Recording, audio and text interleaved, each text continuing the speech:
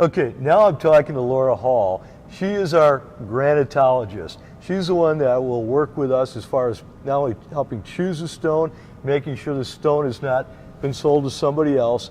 When we bring a client to Arizona Tile, we typically walk the aisles, and I almost look at it as like going to the pound and picking a puppy. Each piece of stone is so individual and great looking. It creates excitement, but it can also create confusion. Laura, how would we drill down to getting the right stone for that person? We take the client and we walk them through and kind of guide them to what color ranges, whether they like movement in the slab or if they like something that's more plain and just solid in color. Once we determine that, different things like paint colors and cabinetry and tile samples, carpet, anything that may help to coordinate the colors, you know, and get them into the direction that they feel really comfortable with, that they could live with. So now let me ask you, is all granite created the same? No, it is not. And I've heard a lot about, you know, the 2 centimeter versus 3 centimeter. What are some of those differences? Well, granite is fabricated, is produced at the quarry in the factories in 2 different thicknesses. That would be 3 centimeter and 2 centimeter. So 3 centimeter being 1.25 inches and 2 centimeter being 3/4 of an inch? Yes, yes. And so with your 3 centimeter, you get a nice full detailed edge without having any seams. With the 2 centimeter, you have to laminate an edge, and you end up seeing that seam. So a 3 centimeter is definitely a much cleaner, nicer way to go. The 2 cm, you will see a seam. Yeah, and we've noticed where somebody would laminate a 2 centimeter, and I was gluing two 2 centimeter pieces together, you're always going to see a glue line in there, which doesn't do much for the aesthetics, does it? Not really, no, but you know, it is natural stone, and you know, you do the best you can with it. Now, Laura, you know, when I'm inspecting stone and we're ready to pick the right slab for your kitchen, I notice here there's a slight, it looks like a crack going through the stone. Is that anything to be concerned with as far as the structure, structural integrity or strength of the stone? No, Kurt, not at all. It's a natural hairline fissure that is typical in most granites. It's just a characteristic of natural stone. So. Okay, so what we're seeing is a different flow and movement where there are breaks in the mineral pattern?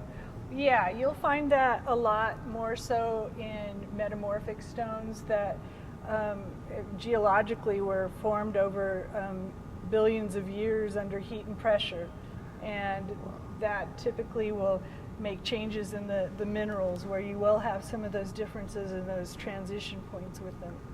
So, you know, when we're picking a slab as a fabricator, I try to look at the layout of your kitchen to find out how I can maximize use of stone but give it the best aesthetics possible.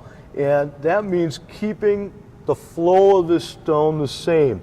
If you notice here, the stone has its own pattern, its own flow.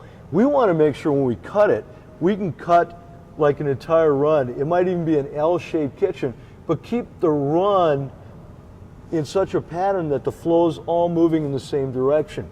That's the problem with prefabricated, pre-cut granite. That's cookie cutter. If you have an L-shaped kitchen, you might have the flow on one piece matching what you see here, but if the other, what they call manufactured blank, is going in this direction, it's not going to match the pattern and it's going to look awful. So we typically like to cut as much of your kitchen from one or two slabs from the same exact bundle, or actually coming from the same block of stone. There can be, again, a great difference between, even though this is called Golden Supreme, there's another piece across the aisle that looks totally different.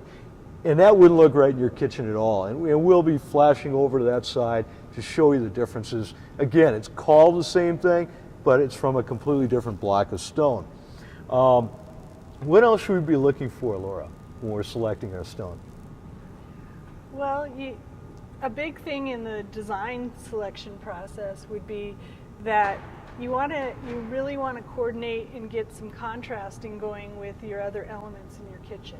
or your bathroom. Like or your what have it cabinets be. or your floors? Your cabinets are a very important, an important element that is nice to have with you when you're selecting your granite, or either way around, you may want to have a sample of granite when you go selecting your cabinetry. So those two things are a big part of your kitchen or your space, whether it be a bathroom or your kitchen or whatever area you might be doing granite in.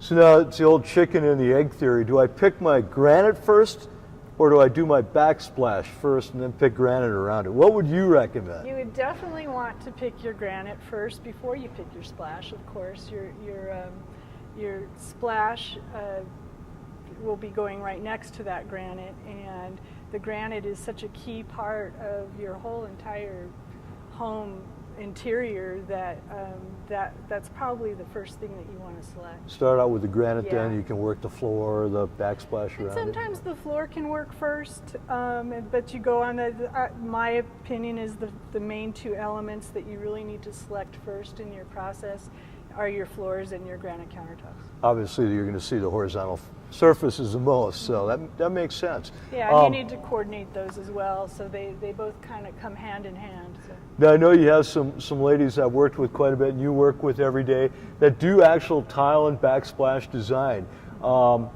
Actually, just yesterday, I had Mary Dawn help a client out and did a really nice travertine backsplash with some glass inlays. And it turned out absolutely beautiful. They're a big help here. Yeah. We really use your designers a lot. Let's go find Mary Dawn. Okay.